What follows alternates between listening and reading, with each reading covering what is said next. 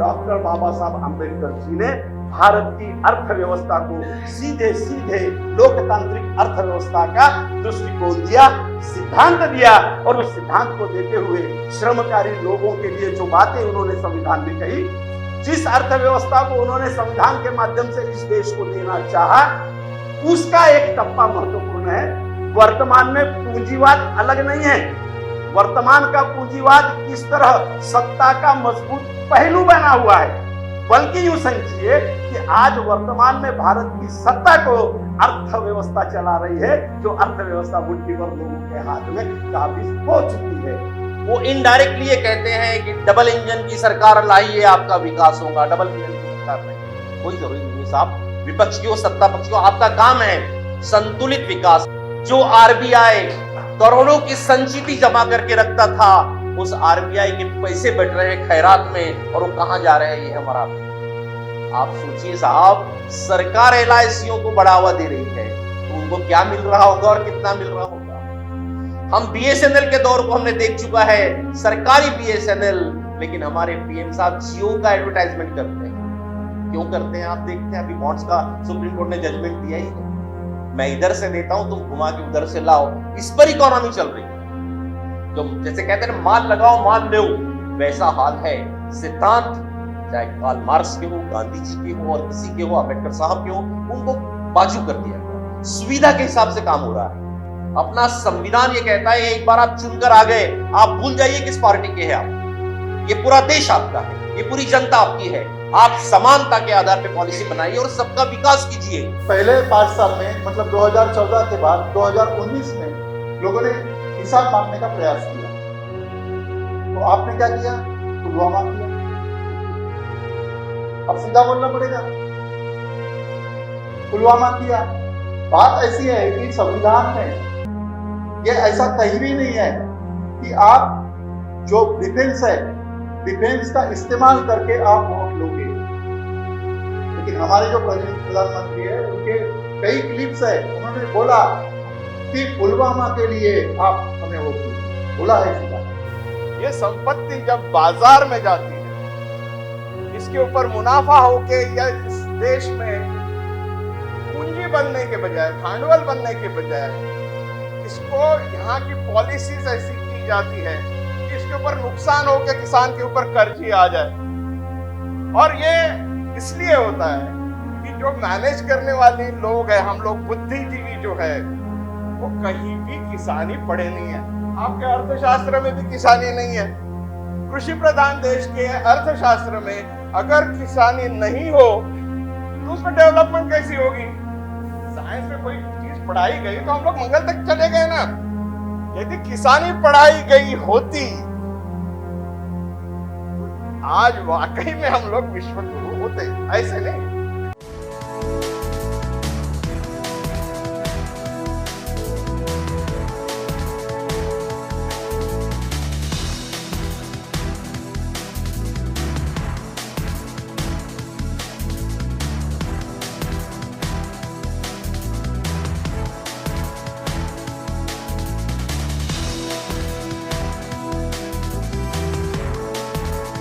अर्थशास्त्र पर वक्तव्य रखते हुए हमने इसके 3 पहलुओं को ध्यान में लिया है। एक 700 साल का काल इस देश में मुगलों का, तुर्कों का, यूं कहिए कि मुसलमानों का रहा है। दुष्प्रचार करने वाले कहते हैं कि हमारे गुलामी का काल था, लेकिन जगजीत सिंह जी, इतिहास की साक्ष्य अगर देखी जाए तो इतिहास खुद गवाही देता है कि इन 700 सालों में दुनिया में सबसे ज्यादा जीडीपी रेट हमारा था, और ये उपलब्ध है, यानी ये हवा में नहीं। तत्कालीन अर्थशास्त्र को गौर से देखा जाए तो यूनान, मिस्र, बगदाद, फ्रांस, लंदन, अमेरिका, यहां तक भारत का व्यापार था, और 8 ऐसे बड़े बंदर भारत में थे जहां से अंतरराष्ट्रीय क्षेत्र में माल की ढुलाई होती थी। लेकिन इस काल में 700 साल में, वो मुस्लिम काल है इसलिए मैं नहीं कह रहा हूं, मैं अर्थशास्त्रीय दृष्टिकोण से प्रस्तावना रखते हुए कह रहा हूं कि उन 700 सालों में एक खूबी इस भारत में थी कि उत्पादन करने वाली जातियों की स्वायत्तता बरकरार थी। मैं बहुत गंभीर मुद्दे की तरफ इस सभा के पूरे सभागृह को ले जाना चाहता हूं कि 700 साल में मैं जाति व्यवस्था का समर्थन नहीं कर रहा, जाति व्यवस्था का उत्पादनीय समर्थन नहीं कर रहा, लेकिन अर्थशास्त्र का अभ्यास यह बताता है कि 700 सालों में चाहे पिंजारी हो, कपड़ा बुनने वाला हो, चाहे पत्थर तराशने वाला हो, चाहे चमड़े पे काम करने वाला हो, चाहे साड़ी और कुछ बनाने वाला हो, चाहे नक्काशी करने वाला हो, चाहे बर्तन बनाने वाला हो, या चाहे और किसी काष्ठकला कला पर कार्य करने वाला हो, वो जाति समूह स्वायत्तता पूर्ण था क्योंकि वह खुद के उत्पादन का मालिक था। ये एक अर्थशास्त्र के दृष्टि से 700 सालों का टप्पा हमारे ध्यान में लेना जरूरी है। उसके बाद 200 साल का काल दूसरा अर्थशास्त्र का टप्पा है जिसे हम ब्रिटिशों का काल कहते हैं। और आर्थिक दृष्टि से अगर देखा जाए तो इन 200 सालों में दुनिया का सबसे बड़ा लेबर कॉलोनी वाली दुनिया इस भारत में बनी। हम जिसको लेबर कॉलोनी कहते हैं, ये लेबर कॉलोनी में कौन गया? ये 200 सालों में ब्रिटिशों ने इस तरह की साम्राज्यवादी अर्थव्यवस्था लाई कि स्वयं उत्पादन का मालिक रहने वाला जाति मजदूर में बदल गया और पहली बार भारत में मजदूरों का मार्केट, मजदूरों की कॉलोनियां बनी और स्वायत्तता पूर्ण उत्पादन का मालिक करने वाले यूनिट्स गुलाम बनते गए। ये 200 साल का एक टप्पा, एक 700 साल का, एक 200 साल का। लेकिन उसके बाद जो भारत के स्वतंत्रता का काल है वो बड़ा महत्वपूर्ण है। हम कहते हैं कि भारत की स्वतंत्रता का काल 1857 की पहली लड़ाई है, लेकिन अर्थशास्त्रीय दृष्टि से देखा जाए तो 1857 की लड़ाई से पहले ब्रिटिशों के खिलाफ नोटिफाइड 44 उठाव, 44 गदर, 44 आंदोलन इस देश में हुए थे। 44, अब ये 44 आंदोलन जो 1857 के पहले हुए वो किसने किया, ये बड़ा महत्वपूर्ण है।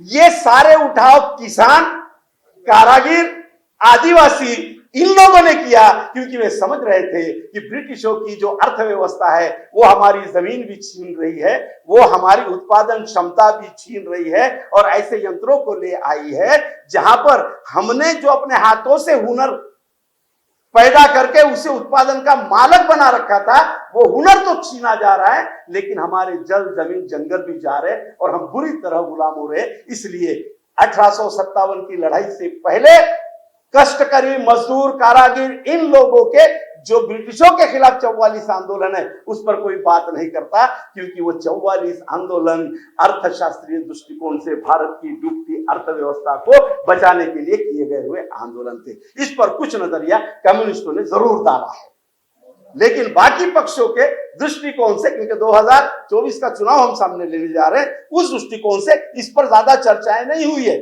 उसके बाद महात्मा गांधी जी ने कोशिश की, उनको सफलता मिली। उन्होंने लेबर बने हुए उत्पादन के मालिकों को स्वतंत्रता के आंदोलन में लाया। कष्टकरी लोगों का पहला आंदोलन, नील के जंगलों में कामगार बन गए लोगों का पहला आंदोलन, कपास बुनने वाले लोगों का पहला आंदोलन महात्मा गांधी जी ने किया और स्वतंत्रता के रूप में, मतलब आंदोलन के रूप में अर्थव्यवस्था को एक नया आयाम देने का काम उन्होंने किया। उसके बाद हम जब स्वतंत्रता की तरफ आते हैं तो डॉक्टर बाबा साहब अंबेडकर जी ने भारत की अर्थव्यवस्था को सीधे सीधे लोकतांत्रिक अर्थव्यवस्था का दृष्टिकोण दिया, सिद्धांत दिया, और उस सिद्धांत को देते हुए श्रमकारी लोगों के लिए जो बातें उन्होंने संविधान में कही, जिस अर्थव्यवस्था को उन्होंने संविधान के माध्यम से इस देश को देना चाहा, उसका एक टप्पा महत्वपूर्ण है जो कल गुजरे हुए 2023 से जुड़ता है और अभी आने वाले 2024 में हम उस व्यवस्था में जा रहे हैं जहां पर हम देखते हैं कि इस देश के ग्रामीण क्षेत्र की लगभग 60% अर्थव्यवस्था डूब चुकी है और लगातार कष्टकरी, मेहनत करने वाला, उत्पादन करने वाला आदमी गुलाम बनता जा रहा है। इसी पूरे ढांचे के तहत इस परिसंवाद का नियोजन हमने किया है और इस पूरे लाइन के तहत वर्तमान में जो पूंजीवाद है उसका स्वरूप कैसा है। वर्तमान में पूंजीवाद अलग नहीं है। वर्तमान का पूंजीवाद किस तरह सत्ता का मजबूत पहलू बना हुआ है। बल्कि यूं समझिए कि आज वर्तमान में भारत की सत्ता को अर्थव्यवस्था चला रही है, जो अर्थव्यवस्था मुट्ठी भर लोगों के हाथ में काबिज हो चुकी है। ये भी हमारा पहलू है आज के परिसंवाद का। तो हमने बहुत चुनकर ऐसे दिग्गजों को यहां पर बुलाया है कि जो लगातार इस बात पे रोशनी डाले। और मैं आपसे गुजारिश करता हूं कि ये परिसंवाद यही खत्म न हो। 2024 के चुनाव के आने के पहले पहले आप अपने मोहल्लों के स्कूलों में, आप विहारों के मैदानों में, मस्जिदों के मैदानों में, कॉलेजेस के मैदानों में इस परिसंवाद को लगाइए। एक तरफ सामाजिक प्रबोधन का काम चले, लेकिन दूसरी तरफ पेट को खाने के लिए कुछ भी ना हो, ऐसी कौम ना तो आंदोलन कर सकती है, ना विरोध कर सकती है, ना प्रदर्शन कर सकती है। ये राजनीति का सेटल सिद्धांत है, जिसके तहत बड़े खूबी से मोदी जी कहते हैं कि हम 80 करोड़ लोगों को 2 वक्त की रोटी देकर जिंदा रख रहे हैं। आप समझिए कितनी गहरी साजिश है और कितनी भयानक योजनाबद्ध पद्धति से ये सब काम किया जा रहा है। बस इसी प्रस्तावना के साथ मैं आपसे इजाजत चाहता हूं। इस साल द प्रॉब्लम ऑफ रूपी, ये जो डॉक्टर बाबा साहेब अम्बेडकर इनका ग्रंथ था, उसको 101 साल पूरे हो गए हैं। उन्होंने, जैसे सर ने कहा, जैसे उन्होंने शुरुआत की, जो हमारे काम करने वाले लोग थे उनके लिए और उनके प्रॉब्लम्स ट्रेड में जो आते थे, उसके आधार पर वो पुस्तक उन्होंने लिखी थी। तब से और आज तक जो एक्सचेंज रेट की प्रॉब्लम उन्होंने उस किताब में बताई है, वो आज तक वैसी ही है। आज मैं आपको एक्सचेंज रेट बता देती हूँ। आज का एक यूएसडी का एक्सचेंज रेट 83 रुपीज, एक यूरो का एक्सचेंज रेट है 90 रुपीज और एक पाउंड का एक्सचेंज रेट है, मतलब जो यूके की करेंसी है उसका एक्सचेंज रेट 104 रुपए। अगर हमारी जीडीपी बढ़ रही है तो हमारा एक्सचेंज रेट क्यों बढ़ रहा है? ये सवाल आपके लिए है। इसके बाद मैं डॉक्टर असलम बारी इनको आमंत्रित करना चाहूंगी। उनका एक छोटा सा परिचय दे देती हूँ। वो एक वाइस प्रिंसिपल रह चुके हैं डीएस कॉमर्स कॉलेज वर्धा के। कमला नेहरू कॉलेज का कॉमर्स फाइनेंस अकाउंट में उन्होंने बहुत सारे प्रबंध का लिखान किया है। 12वीं से एमकॉम तक उन्होंने 40 उनकी पुस्तकें प्रकाशित हैं और वो पीएचडी के गाइड रहे हैं बहुत सारे लोगों को। सर प्लीज आइए और अपना आप सब बुद्धिजीवी हैं, आप सब जानते हैं देश किस दिशा में जा रहा है। मैंने और आपने संविधान के तहत क्या पढ़ा था? मैंने और आपने संविधान के तहत ये पढ़ा था कि देश में समानता है, भाईचारा है और देश का संतुलित विकास करना है। इकोनॉमी की बात अगर करें तो संतुलित विकास शब्द हम सुनते आए हैं।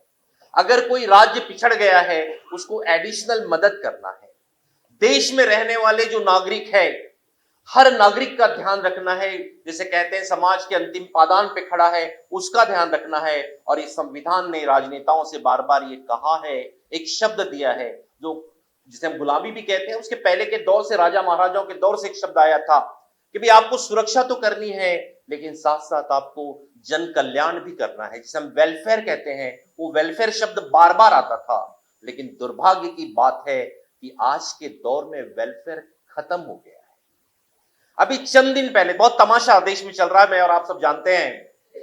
अभी चंद दिन पहले मुंबई में ये हाल हुआ, जो पार्टी बदली जो सत्ता वाले लोग हैं उन्होंने विपक्ष के पार्षदों से कहा कि हमारे यहां आइए, हमारे यहां आइए, 5 करोड़ ले जाइए, 5 करोड़ ले जाइए। हर वहां से आने वाले पार्षद को मुंबई में 5 करोड़ दिए गए उसके एरिया के विकास के लिए।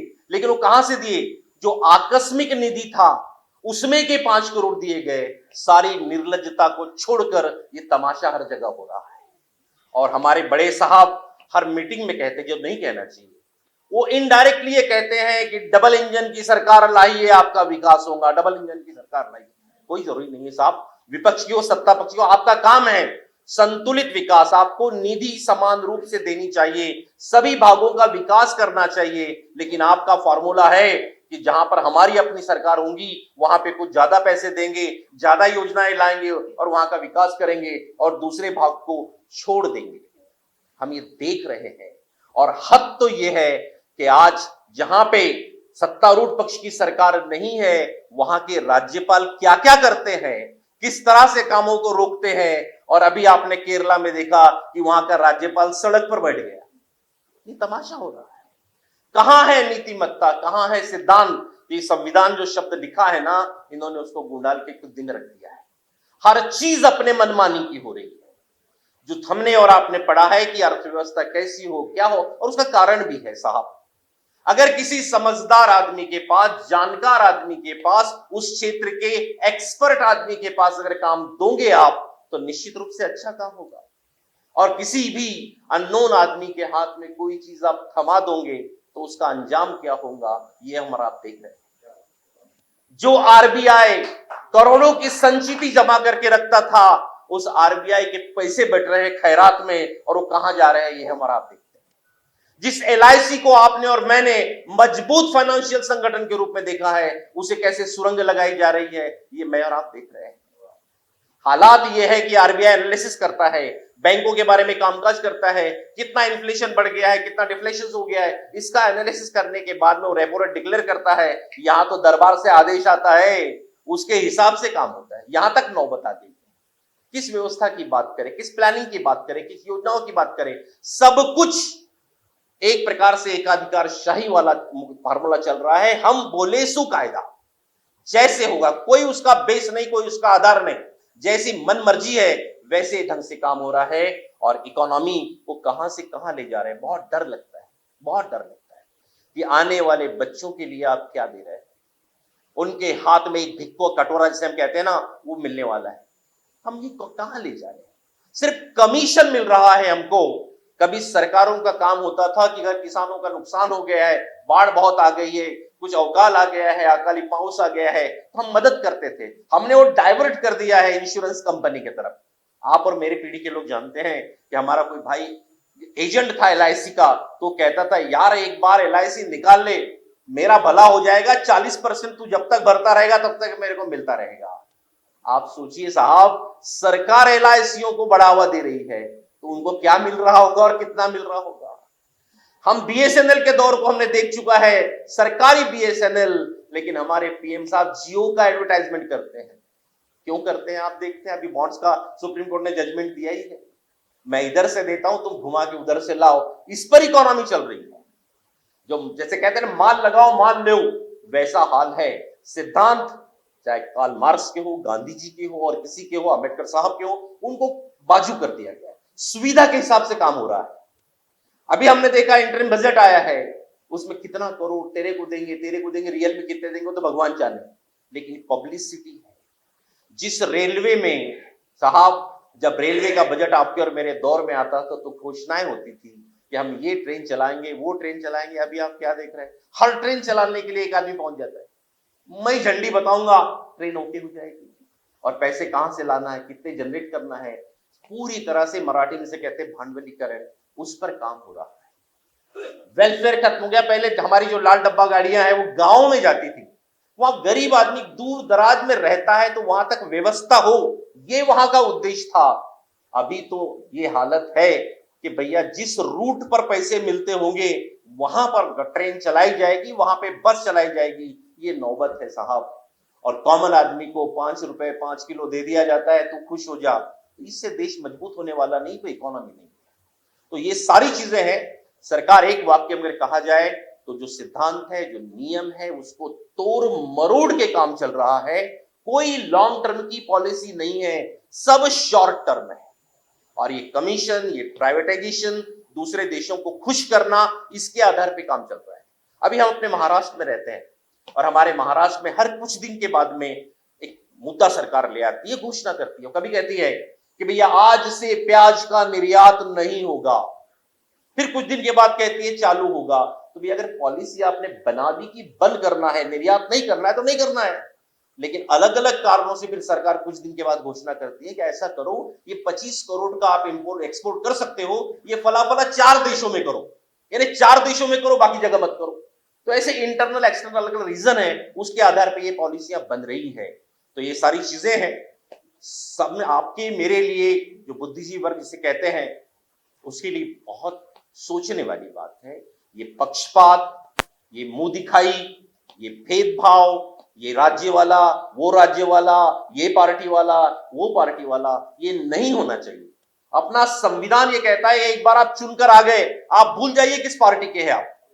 ये पूरा देश आपका है, ये पूरी जनता आपकी है। आप समानता के आधार पर पॉलिसी बनाइए और सबका विकास कीजिए। लेकिन आज 100% उसके विपरीत काम हो रहा है। मेरी पार्टी, मेरे लोग, मेरा आदमी, बिल्कुल जिसे कहते हैं ना, हम लोग आजकल जो शब्द देश में सुन रहे हैं, निरमा वॉशिंग पाउडर वाला काम है।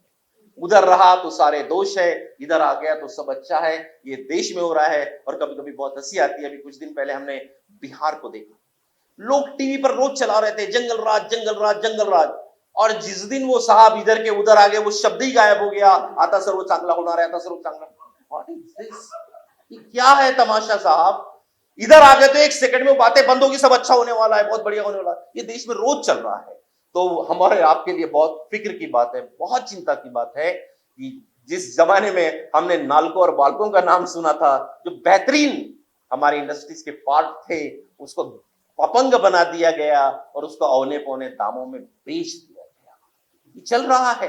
कमीशन के लिए लोग कुछ भी कर देते हैं। वो हमारे देश में सत्ता पक्ष बड़े बड़े पदों पर बैठे वाले लोग कर रहे हैं। बड़ी बड़ी कंपनियां, सरकार की जितनी भी कंपनियां थी, बड़ी कंपनियां, बड़ी इंडस्ट्रीज, उसको अपंग बना के, कमजोर बना के, सस्ते औने पौने दामों में बेच दिया जा रहा है।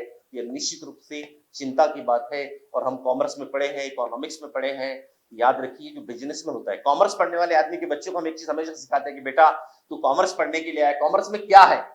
हम बार बार उसे दोहराते हैं, कॉमर्स में बिजनेस करना है। और बिजनेस करने वाले आदमी के दिमाग में एक ही रहता है, मुझे प्रॉफिट कमाना है। कोई भी बिजनेसमैन हरिश्चंद्र नहीं है, उसको प्रॉफिट बनाना है।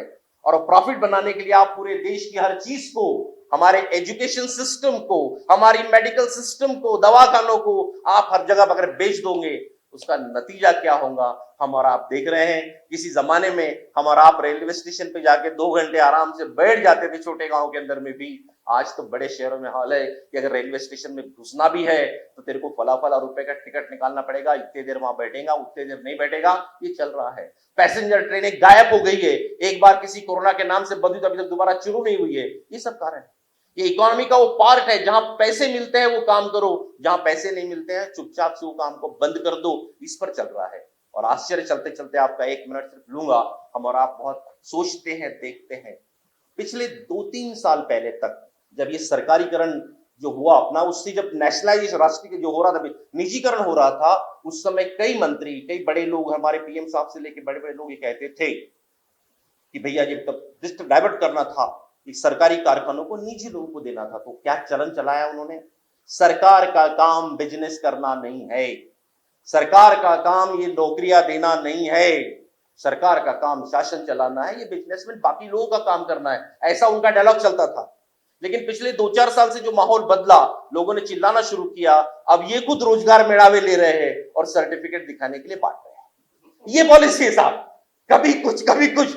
तो इस तरह का देश का चल रहा है। लेकिन निश्चित रूप से एक शब्द में कहें तो कुछ जो हो रहा है वो ठीक नहीं हो रहा है। सरकार किसी की भी रहे, कोई भी पार्टी की रहे, देश है, जनता है, देश मजबूत होना चाहिए और उसके हिसाब से अपनी पॉलिसी बननी चाहिए। यही मेरी कामना है। मुझे यहाँ पे मौका दिया बोलने के लिए, सबको सुनने का अवसर मिलेगा, बाकी लोगों को मिलेगा। फिर से एक बार आपका धन्यवाद, शुक्रिया। थैंक यू बारिश सर। बारिश सर ने एक्सपोर्ट इंपोर्ट की बात की, तो आप बताइए एक्सपोर्ट इंपोर्ट कहाँ से होता है? हमारे देश में एक्सपोर्ट इंपोर्ट कहाँ से होता है? एयरपोर्ट से होता है, सी पोर्ट से होता है। ठीक है, ये 2 जगह है जहाँ से एक्सपोर्ट इंपोर्ट होता है। तो अगर मैं आपको बताऊं कि एक्सपोर्ट इंपोर्ट हमारे देश का दिसंबर का 23 का अगर देखूं तो ट्रेड डेफिसिट हमारा 20 बिलियन डॉलर है। ट्रेड डेफिसिट दिसंबर 23 का 20 बिलियन डॉलर है। अगर ये हमारा ट्रेड डेफिसिट है तो बताइए कि आगे हम लोग कैसे बढ़ेंगे? जो बिजनेस कमाने वाले, प्रॉफिट बनाने वाले लोग हैं, अगर रोज पॉलिसी बदलती रहे, अगर हर दूसरे तीसरे दिन एक्सपोर्ट का और इंपोर्ट का रूल बदलता रहे, तो बताइए कि जो एक्सपोर्ट करने वाला, इंपोर्ट करने वाला है, वो बंदा पोर्ट पे आके बैठेगा, उसका कितना नुकसान होगा? ये बात आपके सोचने के लिए है। और अभी मैं आमंत्रित करना चाहूंगी डॉक्टर गौतम कामरे जी को। संविधान के पहले भी 1942 से 1946 तक डॉक्टर बाबा साहब अम्बेडकर जो लेबर मेंबर करके उन्होंने जो काम किया, उस वक्त भी यह देश कैसा होना चाहिए इसका एक ढांचा उन्होंने रखा था। खास करके 1946 में उन्होंने स्टेट्स एंड माइनॉरिटीज में राज्य समाजवाद का जिक्र बहुत खुले तौर पर किया। और जब संविधान बना तब भी सिर्फ डॉक्टर बाबा साहब अम्बेडकर ही नहीं, तो देश को चलाने की मंशा जो राजनीतिक नेता रखते थे, उन्होंने भी ये तय किया था कि देश कैसा चाहिए। और सम्राट अशोक के बाद जो वेलफेयर स्टेट इस देश में पहली बार आया, तो वेलफेयर स्टेट उस वक्त सभी को चाहिए था। दूसरा स्टेट अभी जो चल रहा है ये पुलिस स्टेट है, सीधी बात है। और उसने पिछले 10 साल में हमारे लिए क्या परोसा, यही तो हमें देखना है आज। और अगर अच्छा परोसा तो चुन के देना है, और अगर अच्छा नहीं परोसा तो हटाल देना है, सीधी बात है।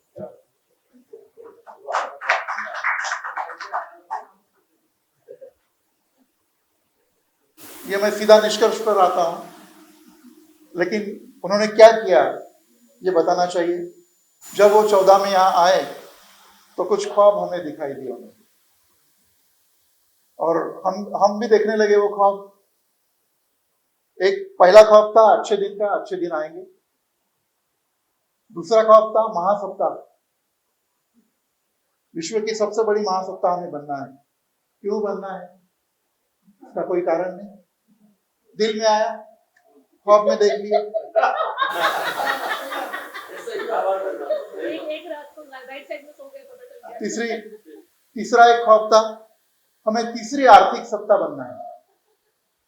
अभी जो अमेरिका, जापान और चीन जैसे कुछ देश है, तो उनको ये लगा कि तीसरी आर्थिक सत्ता हमें बनना है। इसकी भी कोई वजह नहीं है। उस वक्त 135 करोड़ जनता हमारे पास थी, अभी 140 करोड़ है। तो उनका पालन पोषण, उनको खिलाना पिलाना कैसे, उनका विकास कैसे करना, ये बात अलग। बात क्या है, टारगेट कौन सा है, तीसरी महाशक्ति बनना है। चौथा एक ख्वाब था, वो भी बड़ा मनोरंजक है, विश्व गुरु। किस लिए विश्व गुरु, किस लिए? जो अच्छी बातें हैं, हमारा संविधान कहता है कि दुनिया में जो अच्छी बात है उसका हम स्वीकार करेंगे, ठीक है। वैसे हमारे भारत में अगर कुछ अच्छी बातें हैं तो विश्व उसका स्वीकार करेंगे। हमें स्थापित करने की क्या जरूरत है कि हमें विश्व गुरु होना है और हम विश्व गुरु है? क्यों? ये कौन सा एम्बिशन है, कौन सी महत्वाकांक्षा है? और एक ख्वाब है, वो था विकसित देश का। विकसित देश बनना है। पहले हम अविकसित देश थे, फिर बाद में विकसनशील देश अभी है, अभी वो भी पूरा है कि नहीं पता नहीं सर। और फिर टारगेट क्या है, विकसित देश का। और एक ख्वाब है, वो बड़ा गंभीर है, वो है हिंदू राष्ट्र, राम राज्य। क्यों? यहां पे आप 80 करोड़ यानी 80% की तादाद में हो, 20% में बाकी सब धर्म यहाँ पर है, सभी मजहब है, वो एक दूसरे से भाईचारे के साथ रह रहे हैं। उसमें हिंदू मुस्लिम करने की जरूरत है क्या? कौन दहशत में है? हिंदू दहशत में है? हिंदू दहशत में थे? हिंदू दहशत में रह सकते नहीं, लेकिन ख्वाब दिखाया। वो किस लिए? ये सब अभी हमें पता चल रहा है, तब पता नहीं चला था। तब हमें लगता था कि भाई ठीक है, 80% जब हम हैं तो हिंदू राष्ट्र बनेगा तो अच्छी बात है, कुछ भी नहीं बनेगा तो चलेगा, लेकिन हिंदू राष्ट्र बनना चाहिए, ऐसा हमने तय किया अभी बाद में। यानी 200 रुपए लीटर पेट्रोल हम खरीदेंगे, कोई दिक्कत नहीं। बच्चे को पढ़ाना है तो पढ़ाएंगे, अगर नहीं पढ़ता है बच्चा तो नहीं पढ़ाएंगे, लेकिन हिंदू राष्ट्र बनाएंगे। कौन से हिंदू? ये भी एक बात है। तो जब हम आर्थिक स्तर पर जाते हैं तो क्या हुआ, अभी जो दरडोई उत्पाद है उसमें भारत विश्व के जो 194 देश है उसमें 142 स्थान पर है, नीचे नीचे नीचे, चलो इतना जाना है। और आशिया के 48 देश है, उसमें 33वें स्थान पर है, ठीक है। जो मानवीय निर्देशांक है उसके अनुसार 2014 में, मैं पहले की भी हालत थोड़ी बताता हूँ, 2014 में 188 देश थे, उसमें 130 रैंक पर हम थे, 130 के रैंक पर थे। अभी 2023 में क्या हुआ, 10 साल में हम 142 पर गए और नीचे गए। ठीक है, जो एक सुख शांति का निर्देशांक होता है, जिसमें भूटान जैसे देश है, नीदरलैंड जैसे देश है, उनका जिक्र होता है हमेशा, तो वो अब हम पहले 111 पर थे कम से कम, अभी 136 पर हम गिर गए। भूख निर्देशांक है, उसमें 2014 में जो 76 देश है जिसमें भूख की समस्या है, उस पर हम 55 पर थे, और अभी 2023 में 125 देश में हम 111 पर हैं। भारत जो विश्व गुरु बनना चाहता है, जो ये सब बातें करना चाहता है, उसकी हालत क्या है ये जरा सोचिए आप। पर्यावरण की अगर बात करें तो पर्यावरण भारत में जो 178 देश में गिना गया, उस पर हमारा स्थान है 155, और अभी कौन सा है, 180 देश में 180 लास्ट है। सबसे ज्यादा दोहन अगर पर्यावरण का हुआ होगा तो भारत में हुआ है। ठीक है, अभी जनतंत्र की बात अगर हम करें तो 2014 में जो 167 देश थे, उसमें हमारा क्रमांक 27वां लगता था। देखो, विश्व का सबसे बड़ा जनतंत्र, वो जनतंत्र किस तरह पालता है, उसकी रैंकिंग कैसी है, 27 की। और अभी क्या है, 112 देश का गणन हुआ, उसमें हमारी रैंक 65 है। बेरोजगारी की बात अगर करें हम, तो पिछले 45 साल में जितनी बेरोजगारी नहीं थी, सबसे ज्यादा बेरोजगारी 2023 में। ठीक है, और स्टार्टअप इंडिया, स्किल इंडिया, ये सब कार्यक्रम कहाँ गए। हमें अगर समझो विकसित राष्ट्र होना है तो एक फिगर्स ऐसा बताते हैं कि हमारा जो अभी पर कैपिटा इनकम है ईयरली, वो $2100 के करीब है, यानी मतलब 1,72,000 रुपए, मतलब 15,000 पर मंथ। ठीक है, और ये हमारा जो इनकम है, ये इनकम 20 साल पहले चीन का था, यानी हम कितना पीछे है आप सोचिए। ठीक है, विकसित देश होने के लिए हमारा जो पर कैपिटा इनकम चाहिए ईयरली, वो कम से कम 10,000 करोड़ चाहिए, मतलब 8,20,000 रुपयों का हमारा इनकम चाहिए। और भारत वो कब होगा, तो इसका जवाब है 2047 में होगा। इन्होंने कुछ भी नहीं किया तो भी होगा। हाँ, वो भी पॉसिबल नहीं, लेकिन समझो होगा, है नहीं। तो आप देखिए, अभी सर जो बता रहे हैं, सर तो अर्थशास्त्र के बहुत ज्ञानी है, तो हमारे सर है वो भी, तो कैसे कि वो भी नहीं होगा, लेकिन इसीलिए उनको 2047 तक सरकार हमारी चाहिए ये बोलने के लिए तो बहुत अच्छा है, ये तो है। तो मुझे ऐसा लगता है कि ये जो अच्छे दिन है ना, वो अच्छे दिन, ये बात सही है, समृद्ध भारत, और जो भी आप बोलो, बहुत सारे लफ्ज है उसके लिए, अभी हमें तो वो मतलब वैसे लफ्ज तो हमें सूझते भी नहीं है, तो उनके लिए है। और 125 करोड़ लोगों का हमें ये दिखाई देता है कि 125 करोड़ लोगों ने कुछ भी आवाज नहीं उठानी चाहिए, आवाज नहीं उठानी चाहिए उन्होंने। तो उनको क्या चाहिए, उनको क्या चाहिए, उनको ये करना पड़ेगा कि उसको 80 करोड़ लोगों को कम से कम 5 साल खाना खिलाना पड़ेगा।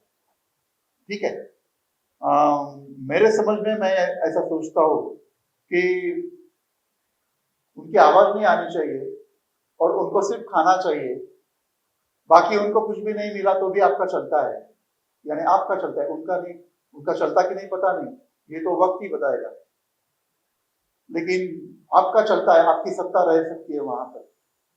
तो मुझे ऐसा लगता है कि उनको आप भिखारी तो नहीं बना रहे हैं। उनकी प्रोडक्टिविटी बढ़ाने के बजाय, उनका पर कैपिटा इनकम बढ़ाने के बजाय आप उनको भीख दे रहे हो कि भैया ये जी लेना तो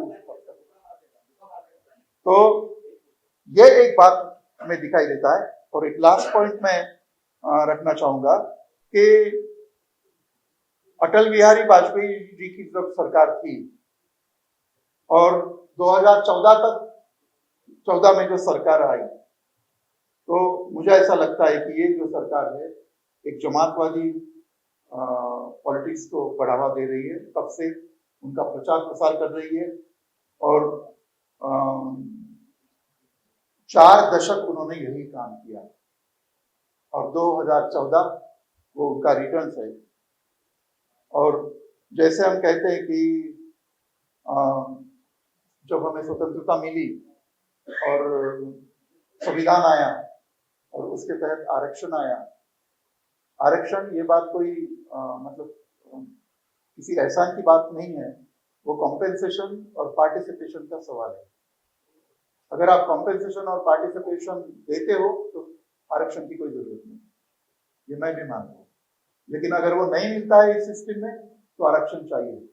और वो आरक्षण के लिए जब आरक्षण के तहत जब लोग तैयार हुए, पढ़ गए, कुछ लोग सरकारी मतलब कर्मचारी हुए और उनका अपना संसार उनका हुआ, ऐसे जो लोग हैं उसके बाद फिर जो आरक्षण के तहत ही लोग कुछ इस सिस्टम में आ गए और वो जब फिर पॉलिटिक्स करने लगे, थोड़ा पॉलिटिक्स मतलब राजकीय व्यवस्था में हमारा कुछ पार्टिसिपेशन है क्या, ये जब पूछने लगे तो इन लोगों को जो पूरी तरह बिजनेसमैन है उन लोगों को ये बात कैसी अच्छी लगेगी।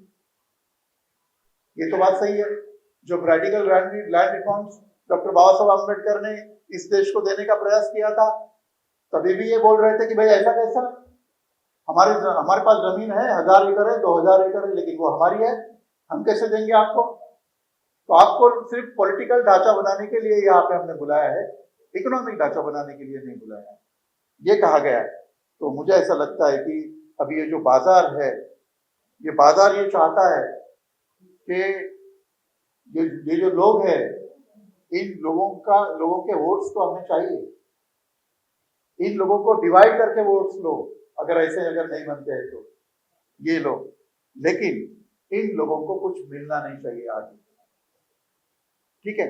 और फिर ये अगर चाहते हैं तो क्या करेंगे फिर, तो ऐसे लगता है कि फिर इसके साथ साथ उन्होंने धर्म को जोड़ा, जिसकी जरूरत नहीं। यानी एक बात मैं आपको बताता हूं कि जैसे श्वेत पत्रिका भी निकली है ना, श्वेत पत्रिका कब निकलती है, मेरी समझ में श्वेत पत्रिका तब निकाली जाती है कि जब आपकी नई नई सरकार आई और पिछले सरकार ने आपको देश चलाने के लिए कुछ भी नहीं छोड़ा, तो फिर आप वो बोल सकते हो, जनता को आप बता सकते हो कि आपको तो आपने तो हमको चुन के दिया, लेकिन सरकार चलाने के लिए जो चाहिए वो साधन हमारे पास नहीं है, पिछले सरकार ने वो हमारे लिए नहीं छोड़े, इसके लिए वो श्वेत पत्रिका बनाई जाती है। अब देखिए 10 साल के बाद ये लोग श्वेत पत्रिका हमारे सामने रखते हैं। अरे भाई 10 साल में आपने क्या किया, इसके बारे में इसका तो हिसाब दो ना, लोग हिसाब मांगते हैं। क्या हुआ पहले 5 साल में, मतलब 2014 के बाद 2019 में लोगों ने हिसाब मांगने का प्रयास किया, तो आपने क्या किया, पुलवामा किया। अब सीधा बोलना पड़ेगा, पुलवामा किया। बात ऐसी है कि संविधान में ये ऐसा कहीं भी नहीं है कि आप जो डिफेंस है, डिफेंस का इस्तेमाल करके आप वोट लोगे, लेकिन हमारे जो प्रधानमंत्री है उनके कई क्लिप्स है, उन्होंने बोला कि पुलवामा के लिए आप हमें वोट दीजिए, बोला है सीधा। महापुरुषों के इवेंट्स किए जा रहे हैं, अंबेडकर जयंती को कौन पैसा देता है, मैं सीधा सीधा बोल रहा हूँ, अंबेडकर जयंती को कौन पैसा देता है, कितना सेलिब्रेशन होता है। और वैसे तुम्हारे इसका भी होता है, जो वो गुजरात का क्या था मॉडल, मिलजुल के नाच करते हैं, वो क्या है, गरबा। गरबा का इकोनॉमिक्स देखिए आप, और गरबा की मॉरलिटी भी देखिए, ये भी देखिए। तो ये जो सब है, देश कहाँ जा रहा है, और गुमराह सबको किया जा रहा है। पिछले मैं अभी एक सवेरे एक सभा में मैं बोलने गया था, उन्होंने बोला कि सब जो देहात है शहरों को लगकर, उसमें इतना नशीलापन बढ़ गया है, नशा इतनी बढ़ गई है कि जिसका कोई सीमा नहीं है, कोई शुमार नहीं होता। तो यहाँ हमारे युवा को, हमारे बुजुर्ग लोगों को, हमारे महिलाओं को, कार्ल मार्क्स ने कहा था कभी कि धर्म ये एक नशा है, और हमें तो अभी ये दिखाई दे रहा है हमारे देश में खुले तौर पर। तो मुझे ऐसा लगता है दोस्तों कि अगर आपको ऐसा लगता है कि ये सरकार ने बहुत अच्छा काम किया, 200 क्या 500 रुपए लीटर पेट्रोल होगा तो भी हम खरीदेंगे, तो आप चुन के लाइए उस सरकार। और अगर आपको ऐसा लगता है ये सरकार ने हमारे लिए 125 करोड़, हम सब 125 करोड़ में है, हम 140 करोड़ में नहीं, हम 125 करोड़ में, हम 15 करोड़ में नहीं है। अगर आपको ऐसा लगता है तो मुझे ऐसा लगता है कि सबसे अहमियत इस सरकार को गिराने के लिए दीजिए। इससे ज्यादा मेरे पास कोई लफ्ज नहीं है। धन्यवाद, आपने मुझे मौका दिया। जिसने दानिश्ता किया हो नजरअंदाज वसीम, उसको कुछ याद दिलाए तो दिलाए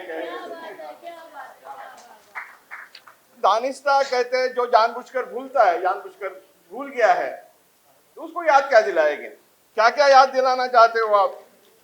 15 लाख भूल गए हो क्या? काला धन तो मालूम है ना कहाँ है, फिर आया क्यों नहीं? फिर 2 करोड़ रोजगार भूल गए क्या? डिमोनेटाइजेशन की जिक्र किया, भाई डिमोनेटाइजेशन किया क्यों था? कैश तो कम करनी थी ना। 2016 में 17 लाख करोड़ कैश थी भारत में, आज आप खोल के देख लीजिए, मैं 34 लाख करोड़ कैश है आज, 33 पॉइंट कुछ तो भी 33 लाख, बड़ी रकम हुई। अब यहां सब अर्थशास्त्री बैठे हुए हैं, मैं इंजीनियर आदमी, लेकिन एक्सेस सर्कुलेशन का दूसरा नाम इन्फ्लेशन है। और यदि दुगना यदि आप कैश फ्लो किए हो तो महंगाई कितनी बढ़ाई आपने? ये मैं आपके ऊपर छोड़ता हूं, क्योंकि ये थोड़ा सा क्या होता है कि थोड़ा माहौल हल्का कर करके ही चलूंगा मैं, क्योंकि मैं इतना सीरियस अर्थशास्त्री नहीं हूं, अभ्यासक हूं अर्थशास्त्र का। और जो मार्क्स साहब ने सिखाया कि उनका यानी जब कैपिटल पढ़ा तो एक ऐसा लगा कि लिटरेचर का अप्रतिम नमूना मैं पढ़ रहा हूं। तो मैं कोशिश करूंगा कि उसी तरह से कुछ अपनी तरफ से जोड़ जोड़ के आपको बताऊं। जिक्र हो गया है, लेके चलता हूं आपको एडम स्मिथ के पास में। जब एडम स्मिथ भारतीय किसान की तुलना यूरोपियन किसान से करता है, क्या कहता है वो कि यूरोपियन फार्मर जो है, यूरोपियन किसान जो है, वो एक मक्का, कॉर्न जिसको कहते हैं हम लोग, कॉर्न का क्रॉप लेता है और बैठ जाता है, क्योंकि उसके बाद तो बर्फाच्छादन हो जाता है ना वहां। उसी समय भारत का यानी बंगाल का फार्मर का जिक्र करता है, वो साल भर में 3 धान के पीक लेता है, क्रॉप लेता है। अब एक क्रॉप लेने वाला कैपिटल जनरेट कर पाएगा या 3 क्रॉप वाला? आप बताइए। तो 3 गुना संपत्ति कहां निर्माण होती है? 12 महीने खुला वातावरण किस देश में है? आप अभी भी चले जाइए, सब डेवलप्ड नेशंस में चले जाइए, रशिया के साथ में कहीं पैसे की ढेले की संपत्ति नहीं हो रही है, क्योंकि सब बर्फ से ढका हुआ है। और उसी समय भारत में यह एडवांटेज है कि हम 3-3 क्रॉप्स ले सकते हैं। किंबहुना मैं यहां तक बोलूंगा आपको, यदि कोशिश की जाए तो इस देश में 1-1 महीने के 12 क्रॉप्स लिए जा सकते हैं। यह स्ट्रेंथ है भारतीय इकोनॉमी की। भारतीय इकोनॉमी को कमजोर समझने की कभी गलती मत कीजिएगा, क्योंकि ये बड़ी छोटी छोटी चीजों से आपको उम्मीद देगी। यहां पे आप मिट्टी को रंग लगा दीजिए, रंगोली करके बिक जाएगी हर गली में। मिट्टी को खुशबू दे दीजिए तो अगरबत्ती करके खुशबू फैलाएगी और बिकेगी। यहां कुछ भी बिक सकता है, यहां आस्था भी बिकती है। मैं उसमें जाऊंगा नहीं, क्योंकि आज जो मैं बात करना चाहता हूं वो थोड़ी अलग हटके है। जैसे मैंने आपको बताया, अब मेरा एक सवाल है, जब एडम स्मिथ को ये सब मालूम है, और दूसरा मेरा आपसे सवाल है जिससे मैं जवाब चाहूंगा आपसे, क्या भारत एक कृषि प्रधान देश है? आपने कभी लिखा हुआ है निबंधों में अपने हिंदी अंग्रेजी? बचपन से लिखा है ना? बचपन से लिखा है। आप सबने लिखा है, नहीं लिखा है? पक्का? अब मेरा दूसरा सवाल है जो आपको तकलीफ देगा। कितने विषयों में किसानी पढ़े हो आप? अब मेरे को बताइए, कृषि प्रधान देश में किसानी क्यों नहीं पढ़े आपने? क्योंकि मेरे को तो आपकी लूट करनी थी, और जिस चीज की लूट करनी है वो पढ़ाई नहीं जाती है। आप होशियार हो जाएंगे उसमें। क्योंकि देखिए, किसी भी देश की संपत्ति बढ़ती कैसी है? ये टाटा बिरला बढ़ाते हैं या अंबानी अडानी बढ़ाते हैं? इनमें ताकत नहीं है। वो ये पैसा बढ़ा सकते हैं, संपत्ति नहीं बढ़ा सकते। क्योंकि संपत्ति कब बढ़ती है? जब एक दाना किसान बोता है, 1000 दाना जब लेता है या क्रॉप लेता है उसका, तो 1000 गुना वो संपत्ति इस देश की बढ़ती है। और भारत में दुनिया से ज्यादा 3 गुना संपत्ति लेने की क्षमता है। होता क्या है, ये संपत्ति जब बाजार में जाती है, इसके ऊपर मुनाफा होके या इस देश में पूंजी बनने के बजाय, भांडवल बनने के बजाय, इसको यहाँ की पॉलिसीज ऐसी की जाती है कि इसके ऊपर नुकसान हो के किसान के ऊपर कर्ज ही आ जाए। और ये इसलिए होता है कि जो मैनेज करने वाले लोग हैं, हम लोग बुद्धिजीवी जो है, वो कहीं भी किसानी पढ़े नहीं है। आपके अर्थशास्त्र में भी किसानी नहीं है।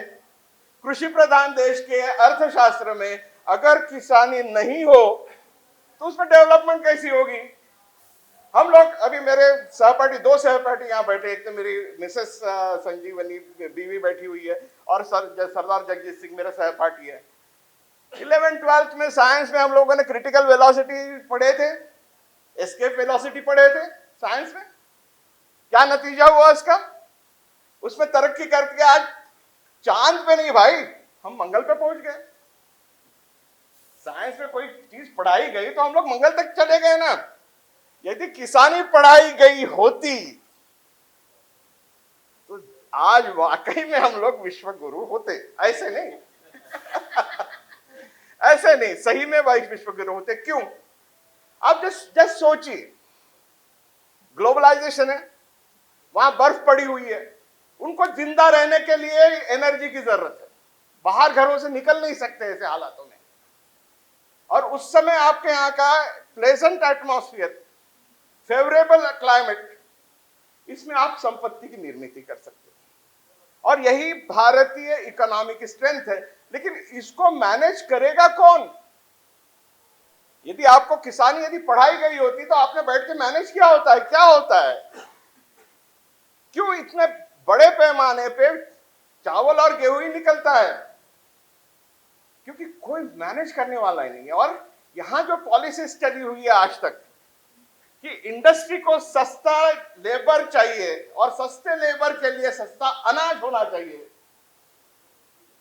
और सस्ते अनाज के लिए बाजार में डिमांड से ज्यादा सप्लाई हो अनाजों का, इसलिए उत्पादन बढ़ाओ, एकमात्र उत्पन्न बढ़ाओ कोई नहीं कहता है।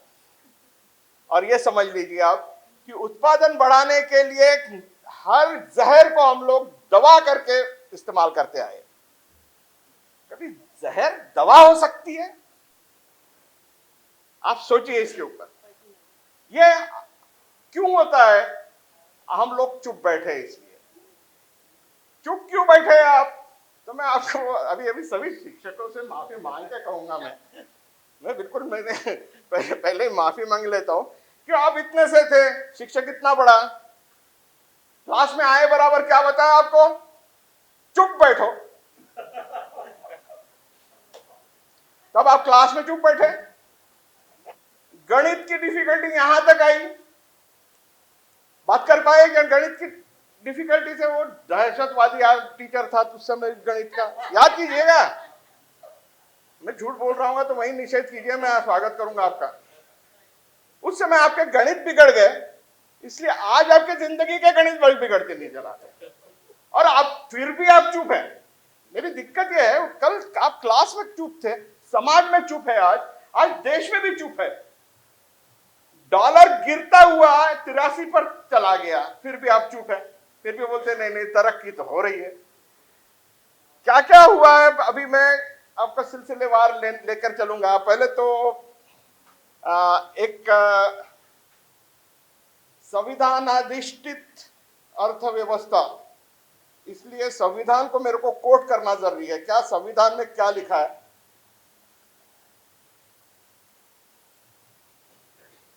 Directive principles to the state, राज्य धोरणांची निदेशक तत्वे, राज्य कैसे काम किया, राज्य ने कैसे काम करना चाहिए, किसने आग्रह करना चाहिए, आपने आग्रह करना चाहिए, मैंने आग्रह करना चाहिए। क्या आग्रह करना चाहिए, राज्य हे विशेषतः व्यक्तीमध्येच नव्हे तर निरनिराळ्या क्षेत्रामध्ये राहणाऱ्या किंवा निरनिराळ्या व्यवसायांमध्ये गुंतलेल्या लोकसमूहांमध्ये देखील उत्पन्नाच्या बाबतीत, अगेन आय रीड इट, उत्पन्नाच्या बाबतीत असलेली विषमता कमी करण्यासाठी आटोकाट प्रयत्न करेल आणि दर्जा, सुविधा व संधी यांच्या बाबतीत असलेली विषमता नाहीशी करेल।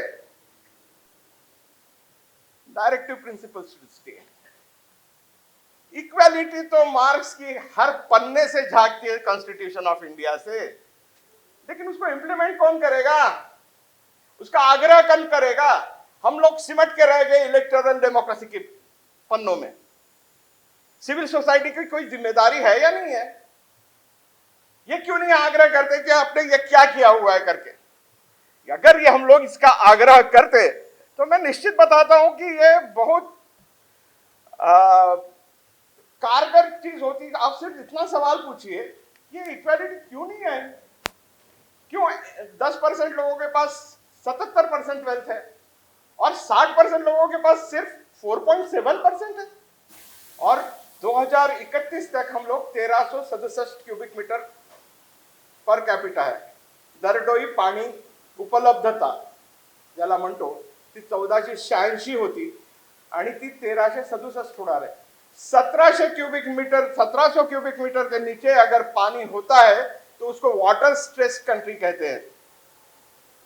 हम लोग पहले ही वाटर स्ट्रेस कंट्री के कतार में हैं, और 1000 क्यूबिक मीटर के नीचे बहुत जल्दी हम लोग जाने वाले हैं, जिसको वाटर स्केर्स कंट्री कहते हैं।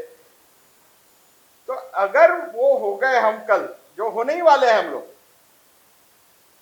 तो उसका परिणाम ये होने वाला है कि यहाँ का पहले जो काम किया जाएगा वो एग्रीकल्चर बंद किया जाएगा, क्योंकि पीने के पानी के भी लाले पड़ने वाले। ऐसे स्थिति में आप मुझे बताइए कि पानी जो आज बरस रहा है उसको रोकना ज्यादा जरूरी है, या समृद्धि बनाना, बुलेट ट्रेन लाना, मेट्रो बनाना, या डांबर के 2-2 फुट के रास्ते खोदकर कंक्रीट रास्ते ज्यादा डालना जरूरी है। हम लोग आज जहां बैठे हुए हैं वो महाराष्ट्र में है। महाराष्ट्र इस देश का सबसे प्रगत राज्य है, लेकिन यहां सिंचन की सुविधाएं कितनी है, महज 18%, यानी 82% लोग किसानी के लिए मानसून के ऊपर डिपेंडेंट है, इसीलिए आत्महत्याएं सबसे ज्यादा महाराष्ट्र में होती है। हम लोगों ने सिंचन के लिए कुछ नहीं किया, हम लोगों ने आग्रह भी नहीं किया उसके लिए। और जब ये रास्ते, सीमेंट के रास्ते बन रहे थे ना, तब तालियां बजा रहे थे हम लोग। वो सबसे दुश्वार, यानी सबसे दुर्भाग्य की बात। ये जागरण का, और ये वो अपनी प्रगति कहते हैं। इस देश को जब बर्बाद कर रहे हैं उसको कैसे क्या प्रगति कह सकते हो आप? और मैं अकेले उनको नहीं जिम्मेदार धरता हूं, मैं आपको भी जिम्मेदार हूं, मैं खुद को भी जिम्मेदार धरता हूं इसके लिए कि जब देश बर्बाद हो रहा था, कर्जा लद रहा था, उससे पानी की जगह हम लोग या आर्टिफिशियल या इसको क्या बोलते हैं, कॉस्मेटिक डेवलपमेंट की स्थिति है। आपको मंजूर है क्या ये पानी की जगह सीमेंट डाला जाए? बोलिए, फिर जहां पे भी जगह बताइए। ये कॉस्मेटिक डेवलपमेंट हमको नहीं चाहिए, हमको रियल डेवलपमेंट चाहिए। आप जस्ट सोचिए, यदि जैसे मैंने कहा कि 3-3 क्रॉप ले सकता है, 12-12 क्रॉप ले सकता है अगर किसान, यदि पानी उसको मिले तो, और पानी कम होगा तो आई एम सॉरी, मैं थोड़ा खींच लिया, मैं तो ख्याल से जावेद भाई बोलेंगे रुकिए, तो आपने मुझको सुन लिया और सहन कर लिया, इसलिए बहुत बहुत धन्यवाद। आयोजक का बहुत धन्यवाद। Thank you. आज के प्रमुख आयोजक श्री जावेद पाशा जो संचालन कर रही है, वो नेहा जी और आप सब जानकार एनालिस्ट, विश्लेषण करने वाले बहनों और भाइयों, आज का जो टाइटल है, विषय, तो जैसे इनकी पत्रिका आई तो मैंने अपने 150-200 मित्रों में वो भेज दिया। तो वहां से जो फीडबैक आया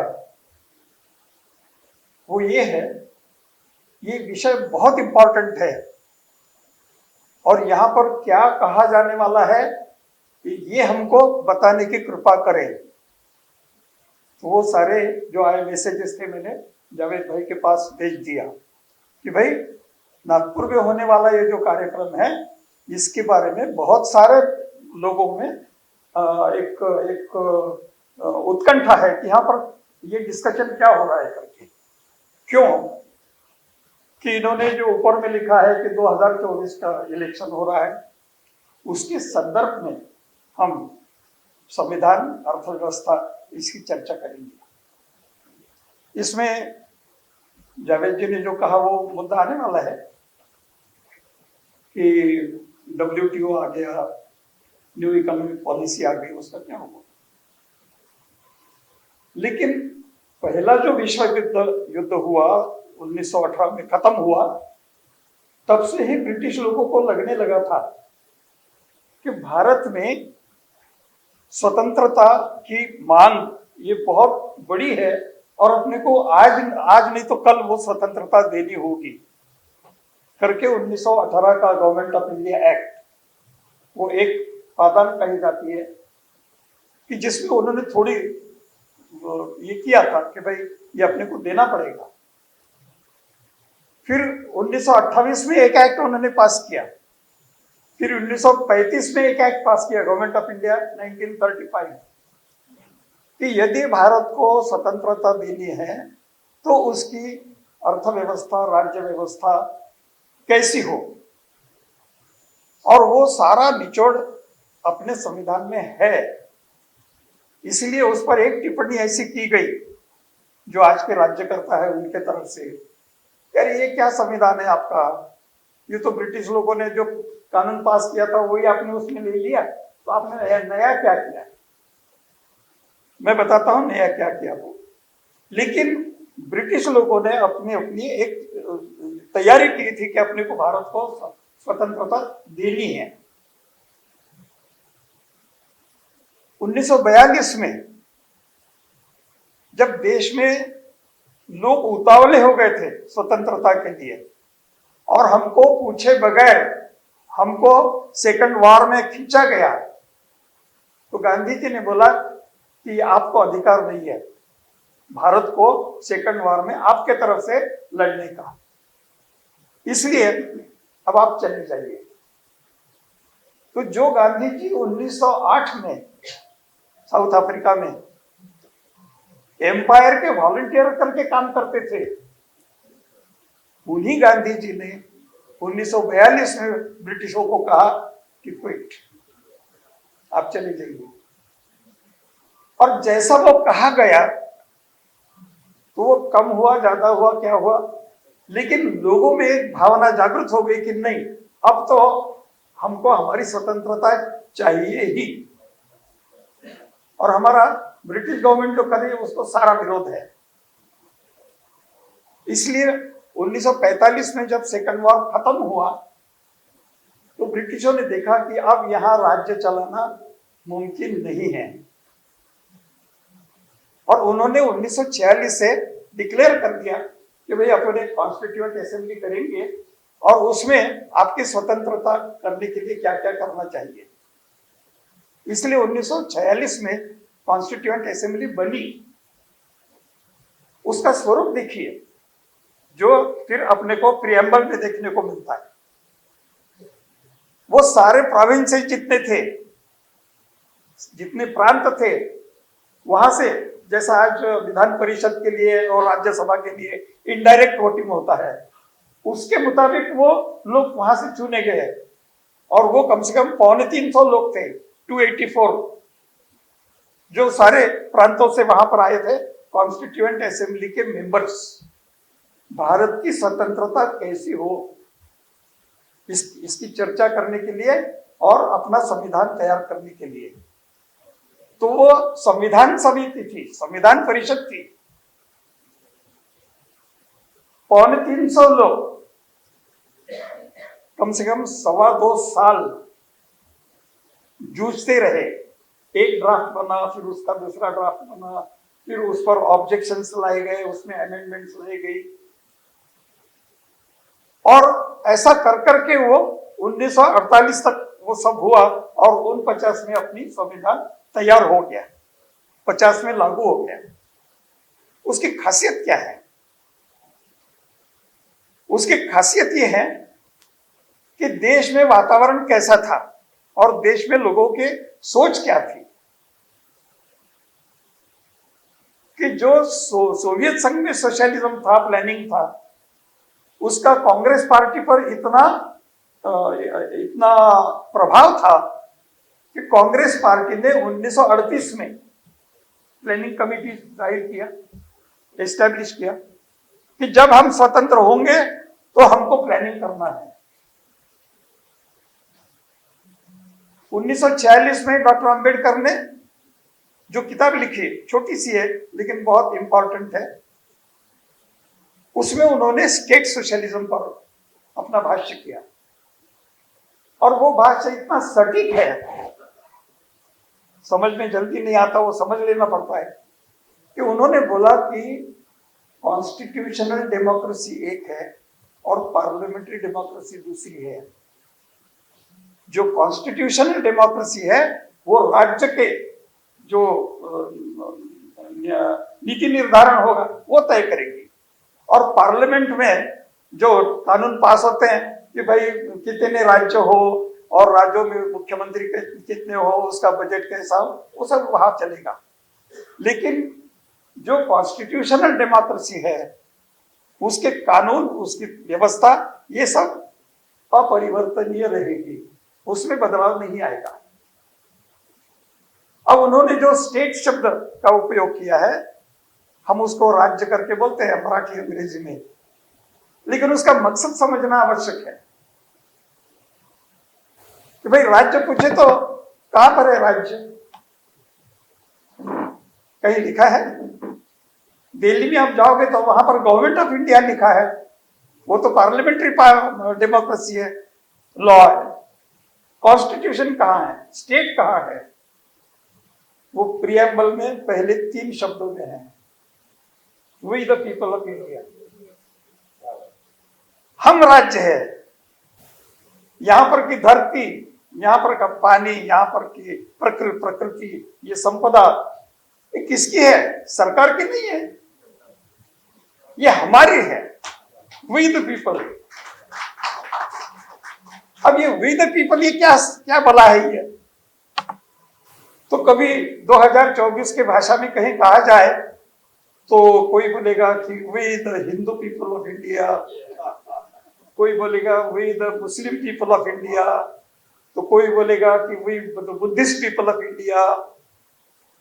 वो नहीं है, बहुत सिंपल शब्द है, we the people of India. मतलब यह है कि हम सारे लोग, ये राज्य है, स्टेट है, हमारे द्वारा एक सरकार चुनी जाती है। डेमोक्रेसी में एक सरकार चुनी जाती है।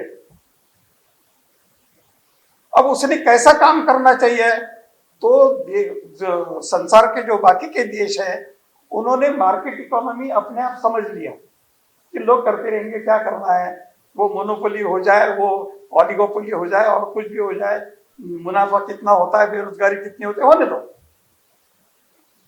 स्टेट को उससे मतलब नहीं।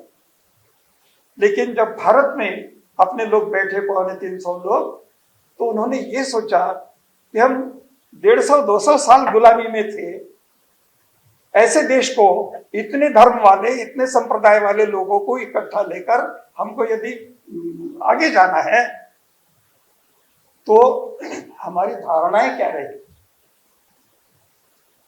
हमारी नीतियां क्या रहेगी। और इसमें से फिर वो प्रियम्बल आता है कि we the people of India.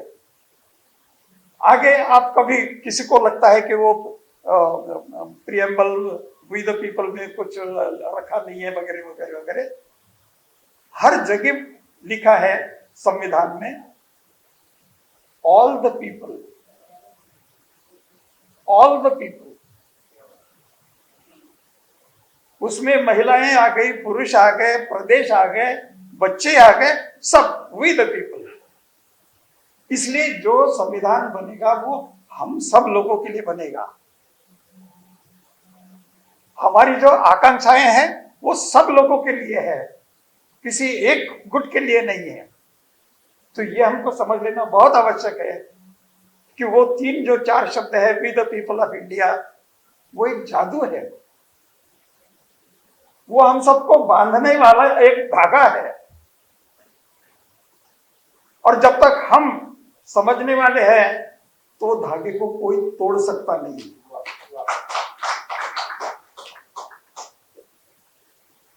इसलिए फिर हम दूसरी तरफ जाते हैं कि भाई प्रियम्बल में 77 साल में वो सोशलिज्म शब्द का डाल दिया गया कि सेक्युलर सोशलिस्ट रिपब्लिक रहेगा। उस पर भी लोगों को बहुत आपत्ति है कि ये सोशलिस्ट क्यों डाल दिया, लेकिन वो जानते नहीं है कि ये सोशलिस्ट तो बाद में आ गया 77। जैसा अमिताभ ने कहा कि हमारे जो डायरेक्टिव प्रिंसिपल्स है वो क्या है, वो तो सोशलिज्म है, वो तो सोशलिज्म है, वो तो 1949 में ही उसमें आ गया है। आप उसको सोशलिज्म कहो या मत कहो, उसमें 3 बातें लिखी है।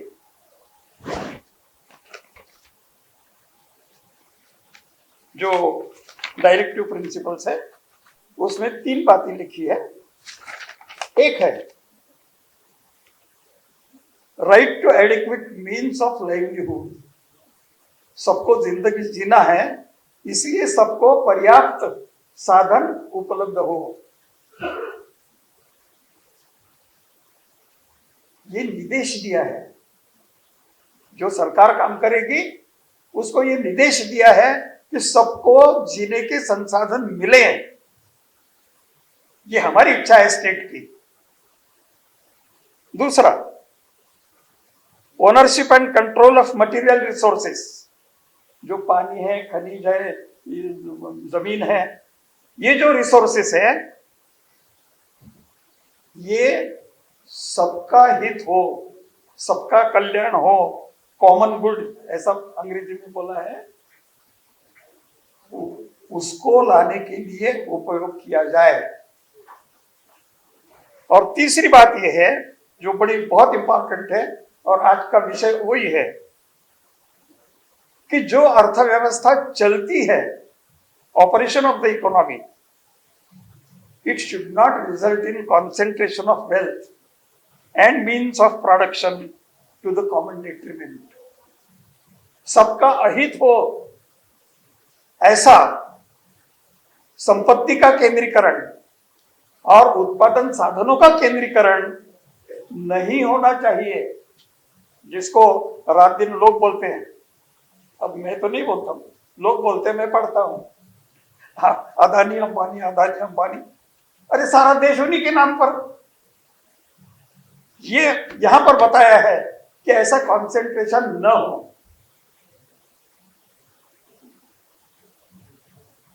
तो ये तो सोशलिज्म पहले से ही लिखा हुआ है 1949 में।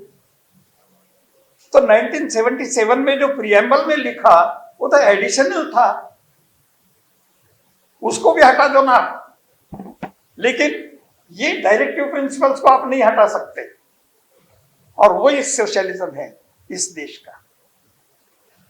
अब उसमें ये बात होगी कि 2 जजमेंट्स बड़े अच्छे आए हैं, आप उसकी टिप्पणी पढ़े तो कॉन्स्टिट्यूशन में, कि 2 जजमेंट्स ने, 2 जजेस ने ऐसा लिखा है। उसमें एक जज अपने आज के चीफ जस्टिस है, वो भी थे चंद्रचूड़ साहब।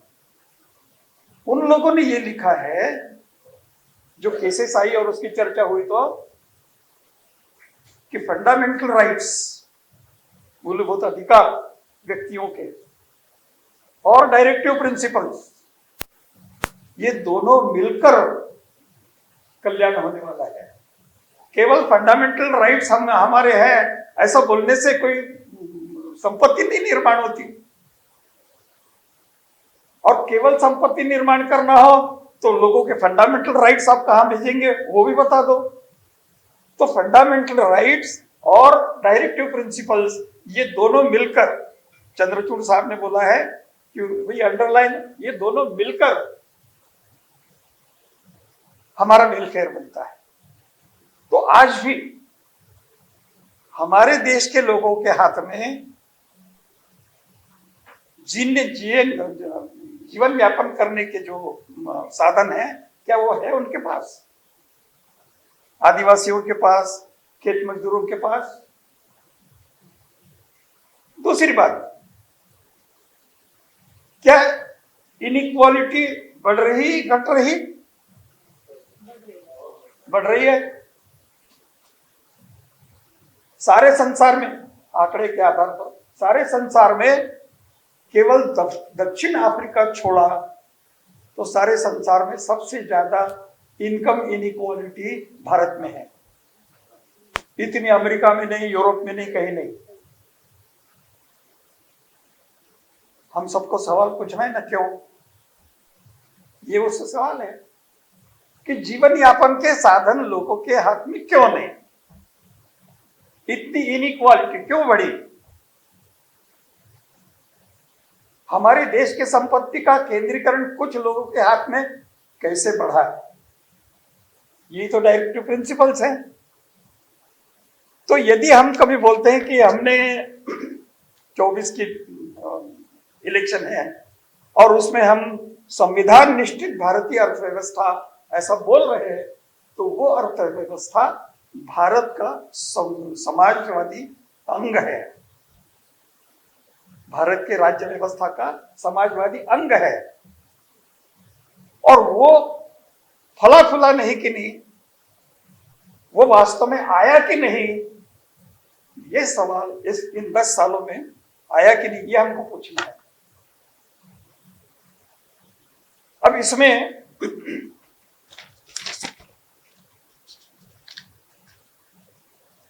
दस साल में क्या हुआ? तो 1990 में जो न्यू इकोनॉमिक पॉलिसी आ गई, उसको न्यू इसलिए कहा गया कि तब तक हमारा सोशलिज्म कुछ हद तक जिंदा था, वो पूरा मर गया 1991 में। तो आने वाली पॉलिसी को हमने न्यू पॉलिसी कह दिया। और आप WTO का भी डॉक्यूमेंट पढ़ेंगे, उसमें लिखा है कि जागतिक व्यापार मुक्त होने से सबको पूरा रोजगार मिलेगा, रहन सहन का अच्छा स्तर मिलेगा, जो 1995 से आज तक हुआ नहीं। तो लिबरलाइजेशन आ गया, उदारवाद आ गया तो सारा ठीक हो जाएगा, ऐसा कहना एक बात है, लेकिन वो होता नहीं और वो हुआ नहीं। होता क्यों नहीं? तो जो इंपीरियलिज्म हम समझे थे कि केवल दूसरे महायुद्ध तक ही था और ब्रिटिश इंपीरियलिज्म था, और बाद में लोग बोलने लगे कहां है इंपीरियलिज्म, कहीं तो नहीं है। हम अर्थशास्त्र के विद्यार्थी बोल रहे हैं, और मैं हर रोज, हमारे गौतम जी है, हमारे बाकी के प्राध्यापक है, मैं सबको बोलता हूं कि हर मिनट हर क्षण इंपीरियलिज्म जिंदा है, ये अपने ध्यान में रखो। वो बार बार निर्माण होता है, ये ध्यान में रखो। और ये आपको भी ध्यान में रखेंगे तो आपके कई प्रश्नों के जवाब अपने आप मिल जाएंगे। WTO क्यों सक्सेसफुल नहीं हुआ? न्यू इकोनॉमिक पॉलिसी लिबरलाइजेशन की क्यों सक्सेसफुल नहीं हुई? क्योंकि होना ही नहीं था। वो इंपीरियलिज्म का भाग है, और इंपीरियलिज्म आ गया तो इनइक्वालिटी आना ही है। इंपीरियलिज्म आ गया तो अनएम्प्लॉयमेंट आना ही है। इंपीरियलिज्म आ गया तो जैसा अमिताभ जी ने कहा वैसा शोषण तो होना ही है। सब कुछ हो रहा है। तो आप एक चाबी कभी उपयोग में लाए तो आपके कई प्रश्नों के उत्तर उसमें आपको मिल जाते हैं, और वो सारे प्रश्न आज भी जिंदा हैं। वो प्रश्न छूटे नहीं हैं। अब ये 10 साल के पहले जो हुआ उसका जायजा 1 मिनट में लेंगे अपन। जो डॉक्टर मनमोहन सिंह का दूसरा कार्यकाल था, तो उसमें जो करप्शन वगैरह सारा हुआ, और जो 2008 की जागतिक मंदी थी वो चल ही रही थी, इसलिए बेरोजगारी थी, करप्शन था। तो हमारे जो आज के प्रधानमंत्री है, माननीय प्रधानमंत्री, उन्होंने तब जो भाषण किए थे 2014 में, उसमें वो था यार ये मंदी है, हम रोजगार निर्माण करेंगे 2 करोड़ हर साल। हालांकि आंकड़े बताते हैं कि भारतीय अर्थव्यवस्था में किसी भी साल में 2 करोड़ रोजगार निर्माण नहीं हुआ। आज भी 1 ही करोड़ तक रोजगार निर्माण होता है। तो फिर वही 2 करोड़ कहां से लाए? वही तो खासियत है हमारे साहब की कि आप जो बोलेंगे उसके 10 गुना वो बोल देंगे। तो जो अर्थव्यवस्था 2 करोड़ रोजगार निर्माण कर ही नहीं सकती, उन्होंने बोल दिया। अब बेचारे बिहार, मध्य प्रदेश और इधर उधर के जो युवा लोग थे उस वक्त 2014 में, हर एक को लगने लगा कि 2 करोड़ का रोजगार आ गया तो मैं तो बिल्कुल निश्चित मेरे को जॉब मिल जाएगा। तालियां बजाओ। हम काला धन वापिस लाएंगे, आज भी नहीं आया, क्योंकि हम अर्थशास्त्र के लोग बोलते कि वो आने वाला ही नहीं है, लेकिन लोगों को लग गया। अब जब उन्होंने बोला 15 लाख की बात कि हर एक के बैंक अकाउंट में 15 लाख जाएंगे, सब बोलने लगा यार 15 लाख मेरे अकाउंट में आएंगे तो क्या बड़ी बहुत की बात है। फिर हमने उसमें लिखा कि भाई ये काला धन जो आता है वो कभी किसी के अकाउंट में नहीं जाता, वो देश का धन होता है, वो रिजर्व बैंक में जाता है या तो सेंट्रल गवर्नमेंट के अकाउंट में जाता है। वो किसी एक का नहीं है, वो मेरा नहीं है, आपका नहीं है, तो मेरे अकाउंट में आएगा कहां से? लेकिन बताया कि 15 लाख आपके अकाउंट में।